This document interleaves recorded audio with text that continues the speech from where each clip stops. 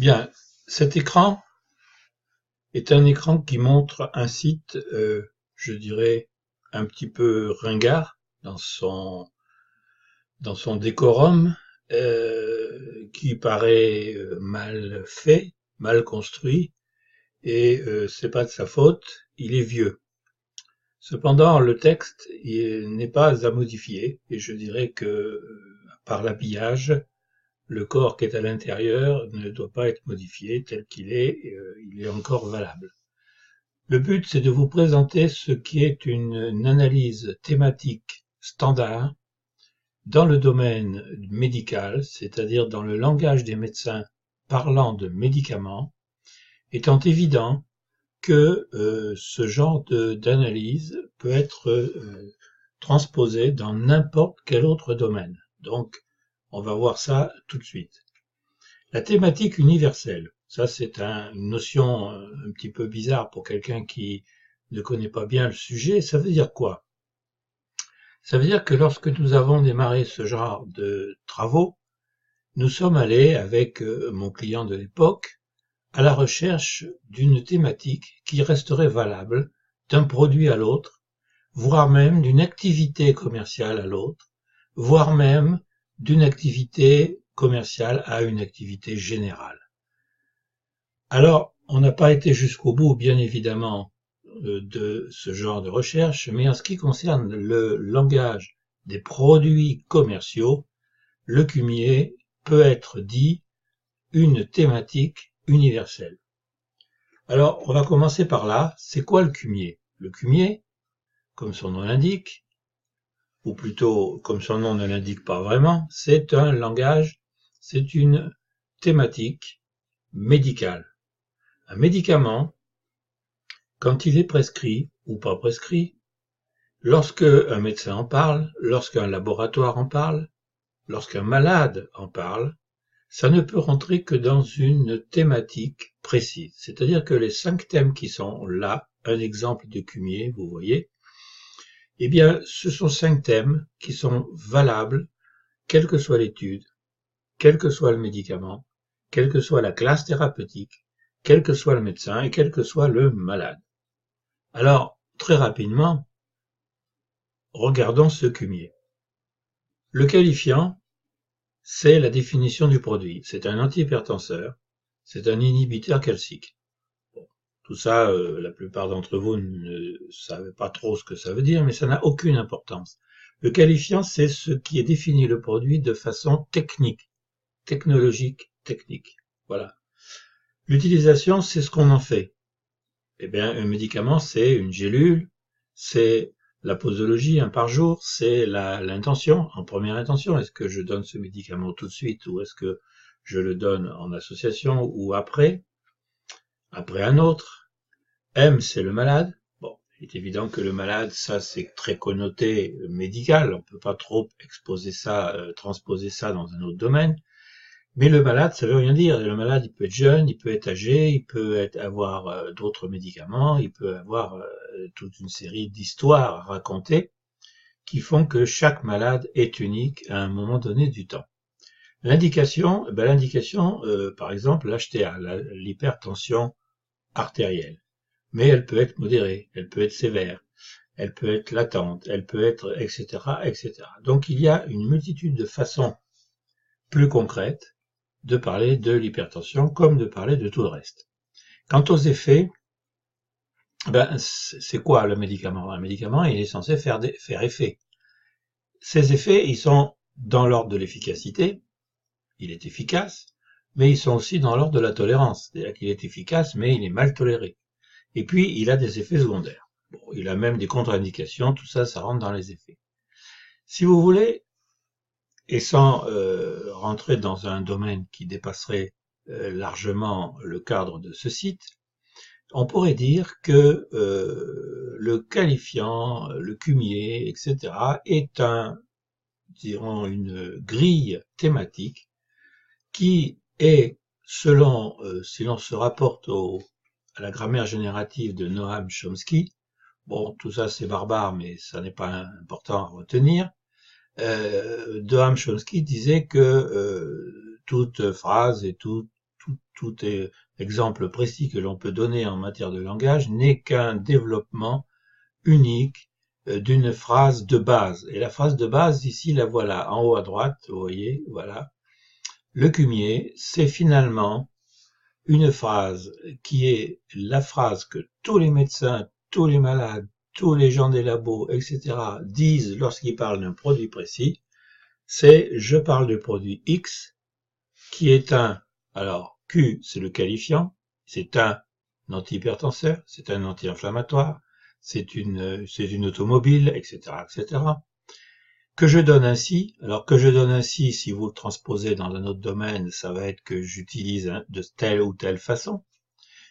Alors, qui utilise le médicament? Ce sont des malades, mais qui utilisent des automobiles? Ce sont des automobilistes, ce sont des gens, etc. Et ces gens-là, qu'est-ce qu'ils ont? En maladie, bien sûr, ils ont des indications, et ces indications, c'est, je dirais, comment est la personne lorsqu'elle l'utilise. Voilà. Et voilà ce que j'en pense. Alors, quelqu'un qui dit voilà ce que j'en pense, c'est automatiquement du jugement, en termes d'efficacité et de tolérance. À quoi nous ajoutons dans le médical, et aussi d'ailleurs dans d'autres domaines, trois types de positions qui sont des positions pragmatiques qui dépassent le langage. Est-ce que je suis un non-prescripteur, NP? Est-ce que je suis un prescripteur occasionnel? Est-ce que je suis un prescripteur fidèle? C'est exactement la même chose si j'interroge des gens sur l'hypermarché Carrefour. Est-ce qu'ils y vont, oui ou non? S'ils y vont pas, ce sont des non-acheteurs. S'ils y vont de temps en temps, de loin en loin, ce sont des occasionnels. Et s'ils y vont tous les jours ou toutes les semaines, ce sont des prescripteurs fidèles. Bon. Donc voilà, tout ça, ça peut montrer que grâce à cette thématique dite universelle, quand je dis universel, c'est tout produit, c'est toute activité, mais c'est aussi tout pays, puisque ça a été testé en France, bien sûr, en Angleterre, en Allemagne, en Italie, et que nous retrouvons exactement les mêmes lois, les mêmes règles, etc., etc. Alors, pour pas faire une vidéo qui va durer un quart d'heure, une demi-heure ou plus, je vais directement aller sur les types de résultats que l'on peut obtenir.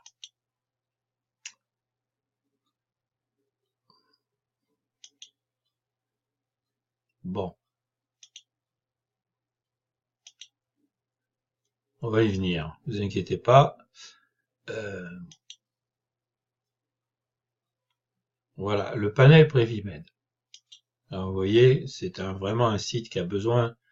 Bon, ça c'est un rigolo là, qui s'amuse, qui a l'air, en tout cas de s'amuser, qui s'appelle Pierre Hénaud. Bon, ben, vous le savez peut-être, c'est moi. Tout ça, il ne s'agit pas d'aller venir le voir. Si ça vous intéresse, je vous donne le lien. Mais ce qui est important, c'est de savoir à quoi ça sert. Bon, la description ici, ce sont des thèmes. Les thèmes, vous avez vu les grands thèmes. Les grands thèmes peuvent se définir en petits thèmes, c'est-à-dire qu'il n'y a pas que des grands thèmes. Alors, on va passer très vite sur cette page. Vous voyez, les critères de prescription, le volume, la forme galénique, la conduite du traitement. La conduite du traitement, il y a trois grands thèmes. Le profil du malade, les indications, l'efficacité de la tolérance, la définition, et puis bien sûr, ici 11 et 12, les communications du labo et la communication du visiteur médical. Tout ça, ça entre en ligne de compte si l'on veut expliquer pourquoi un médecin prescrit et un médecin ne prescrit pas.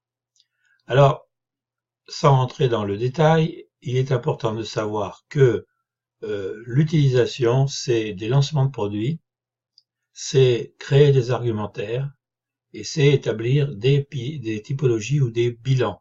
Donc tout ça, vous le trouvez dans d'autres pages de ce site et je pense pas que c'est intéressant d'aller beaucoup plus loin. En revanche, ici, vous avez une démonstration de ce que ça peut, à quoi aboutit une étude ANACIP. Une étude ANACIP aboutit à la réponse à 90 questions. Alors évidemment, ça paraît énorme, mais les 90 questions sont en fait ici en bas décomposées entre 12 questions de base 12 tableaux comparant le langage des médecins faibles prescripteurs et non prescripteurs à langage des prescripteurs fidèles, 23 tableaux qui donnent l'inter-influence des thèmes QMI entre eux, c'est-à-dire quand je parle utilisation, est-ce que je parle plutôt malade que efficacité, etc., etc., et une série de 43 tableaux qui comparent entre eux deux produits de la même classe. Si vous êtes fanat d'études sémantiques et d'études de langage, vous pouvez aller voir tout ça, je vous donne le lien.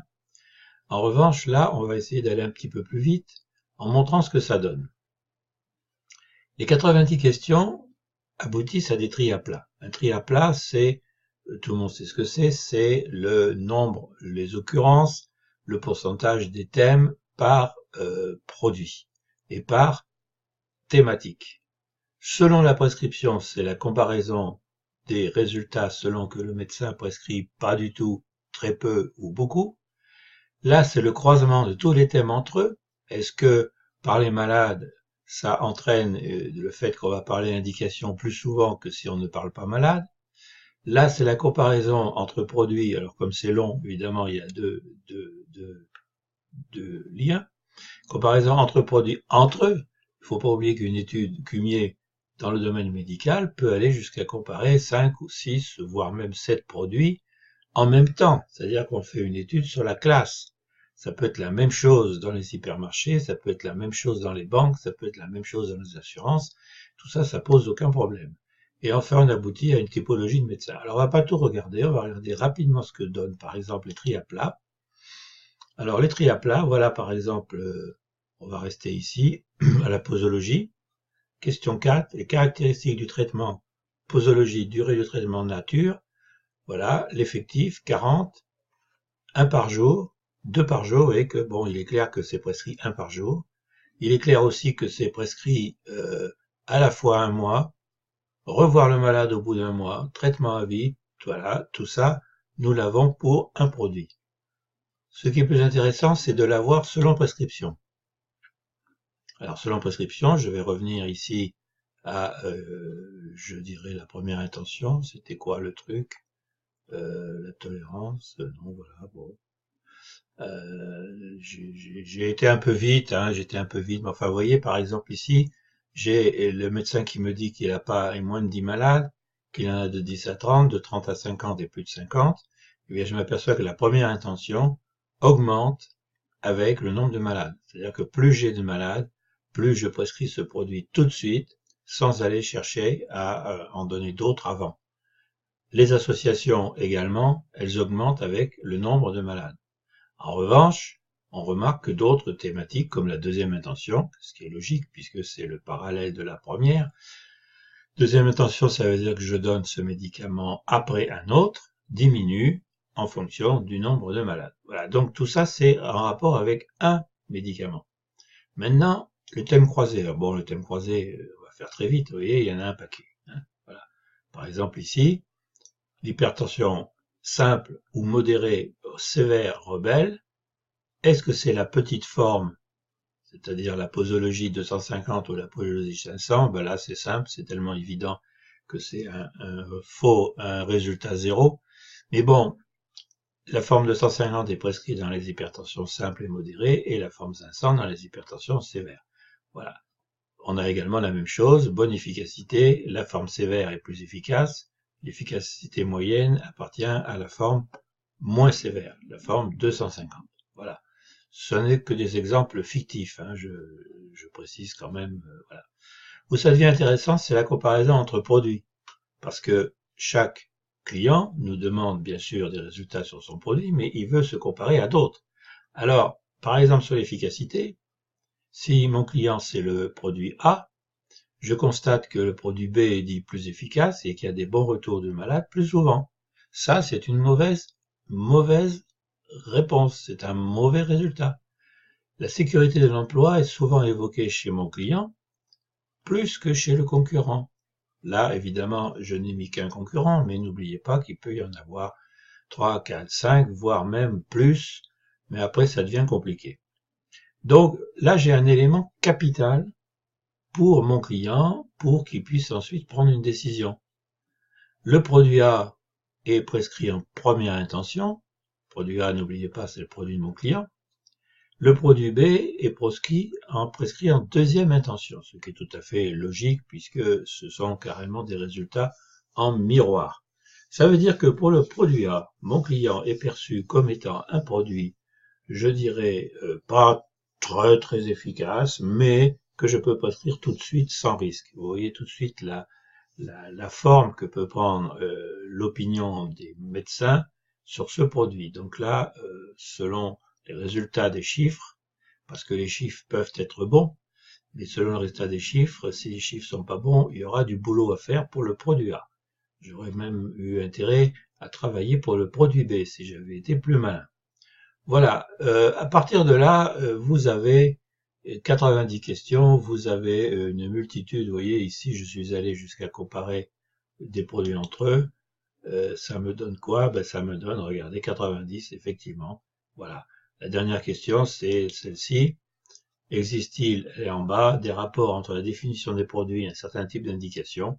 Donc vous voyez que en fait, l'étude ANACIP, avec son aspect, je dirais, simpliste, de relever ce que disent les gens, de le classer par thématique, de donner des citations. Bien sûr, là, vous n'avez pas les citations, mais le client, vous voyez, le client ici qui s'aperçoit que je tape n'importe quoi, voilà, la communication des labos influe sur le traitement, il veut des citations.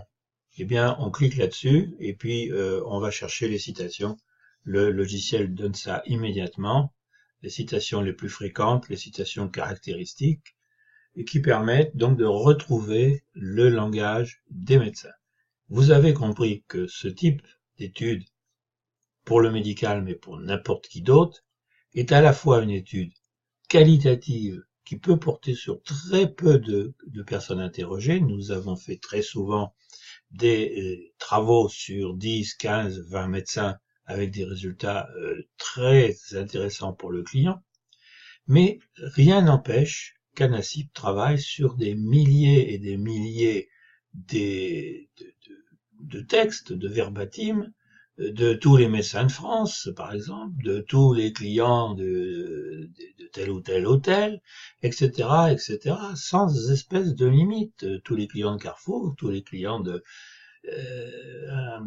un courtier d'assurance peut très bien avoir un système comme ça pour lui, et tous ses clients peuvent dire ce qu'ils pensent de lui, ce qu'ils souhaiteraient avoir, etc., etc., avec un discours très libre. Sans limitation, ANACIP n'a pas plus de difficultés à traiter 500 000 questionnaires que d'analyser 10 entretiens non directifs avec bien sûr plus de textes par personne. Donc voilà, c'était les grandes lignes pour vous montrer qu'il existe une thématique, je dirais universelle. Le mot paraît évidemment un peu gros, mais universel, ça veut dire que jusqu'à preuve du contraire, ceci est valable pour tous les produits, ceci est valable pour tous les services, ceci est valable pour la plupart des sujets que l'on traite, car cela permet de transformer une étude qualitative au départ à une étude qui est qualitative en quantité, c'est-à-dire qualitative quantitativement. C'est, je dirais, la grande force d'ANACIP, c'est de pouvoir faire ça, et de pouvoir le faire dès que l'ANACIP a compris le langage, a compris les mots, a compris à quoi se rapporte chacun des mots et des expressions de la personne qui parle. Là, ce sont les médecins. Une fois qu'il a compris, il n'a plus besoin, juste, il faut le surveiller un peu, mais il n'a plus besoin qu'on lui dise quoi faire. Il fait le travail, il analyse les milliers et les milliers de textes que vous lui donnez en très peu de temps. Il vous donne les résultats, il vous donne les tableaux, et s'il est bien luné, parce qu'il faut quand même lui parler gentiment, il peut aller jusqu'à vous donner des conseils en matière de communication et en matière d'argumentation. Voilà, merci de m'avoir écouté, ça a duré quand même 20 minutes, c'est un peu long, mais je crois que c'est la vidéo élémentaire, la vidéo fondamentale que vous aviez besoin de voir pour bien comprendre le fonctionnement d'un ASIP. Merci et à très bientôt.